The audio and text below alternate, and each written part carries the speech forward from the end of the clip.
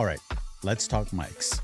Now, in a traditional podcast, I would probably recommend a podcast mic. And for my desk, for a studio, it makes a lot of sense. In fact, let's look at a couple mics that are fairly common that we see out there.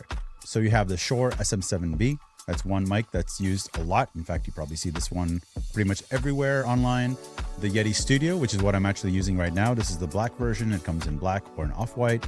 The Rode PodMic, I believe it's called. This is the XLR version. They do make a USB version as well. And then the Rode NT1, which I know Tom Buck online loves this one, and it's actually a really great microphone. It sounds really fantastic. So in general, those are the mics people usually use at home, in a home studio, in a podcast studio. There's another one I forgot about, actually. There's this one. So this is the GX, the Yeti GX that Logitech makes.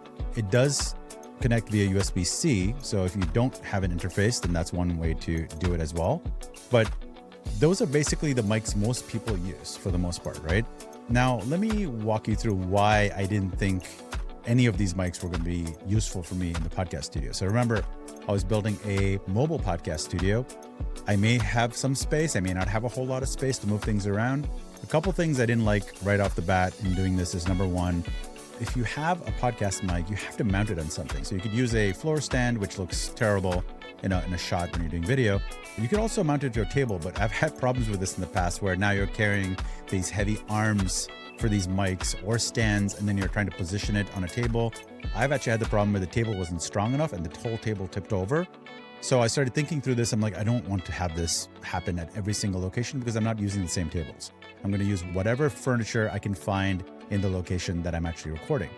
The other thing that's interesting is there's a proximity thing with these mics. If you're really close by like this, it sounds fantastic. But if I start stepping back, and again, not all guests are going to be comfortable with being able to know that they need to be like this right in front of the mic. I just didn't want to mess with any of those things. So for that reason, I said I'm not going to do any of these mics. The last reason why I didn't do a podcast mic, cables. You're going to have these cables running everywhere. You have to gaff it all down. I'm just like, you know what? I'm trying to minimize the setup as much as possible. So then that takes us to shotgun mics. Now, this is probably not the best example of a shotgun mic because this is a Sennheiser. I think it's an MKE 440. And it's a great microphone. I actually use it to record it in stereo when I record my band. And one of the advantages of it is that you can put it far away and it gets really clear sound from the speaker. So you can then use that in your mix when you actually create your video. But there are a lot of options for even shotgun mics, right? Sennheiser makes them, Rode makes them. Again, my issue was I now need these large stands that are going to have the mics point downwards. And I didn't want to run the cables. I didn't want to bring any more mic stands. So basically this or any kind of shotgun mic was not an option as well. So the final option for me were clip-on mics. So let me show you what I'm talking about. So I have the DJI Mic 2.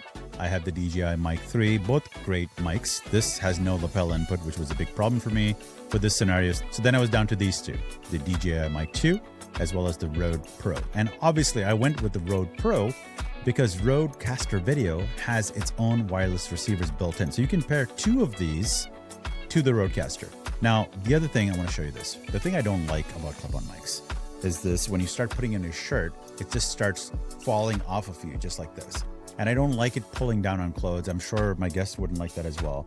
And actually the Rode does the same thing. If you actually had the Rode on there, it'll definitely start sagging. And even if you use the tiny new DJI mics, it does the same thing. If you have a thick jacket, it's fine, but I can't take that risk. I don't know what people are going to be wearing. I can't tell them, hey, please wear a heavy jacket and everything's going to be okay.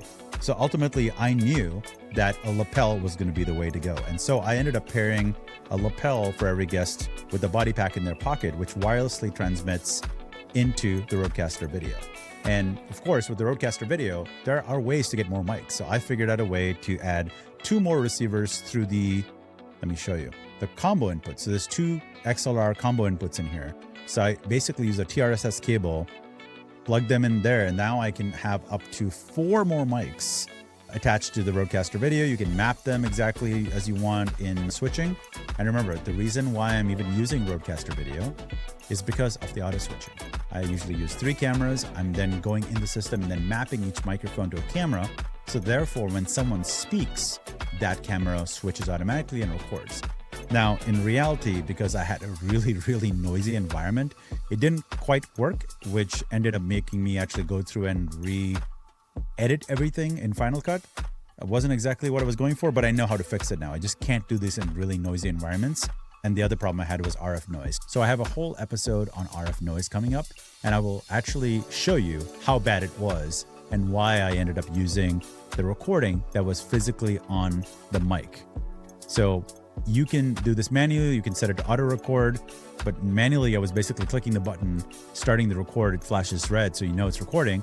And ultimately that's what saved me. If I had not saved or turned on the recording on these microphones, all 15 podcasts would have been toast. I would have not been able to use any of that, and I would have wasted a couple of days in Austin, Texas. So I'm glad I did that, but you should always have a backup. That's the one lesson I've learned is I've got everything recording in 9 different places. I have the cameras recording by themselves on SD cards. I have the RODECaster recording into program, as well as ISO files of individual cameras. And I have all the mics recording to themselves as well, in addition to the program, in addition to ISO files. So you want to use it all, but in situations like this where because of the RF noise, it saved me. So that's my little show for today. I will be back soon and we'll walk you through the RF noise and ways to kind of get rid of it. See y'all later.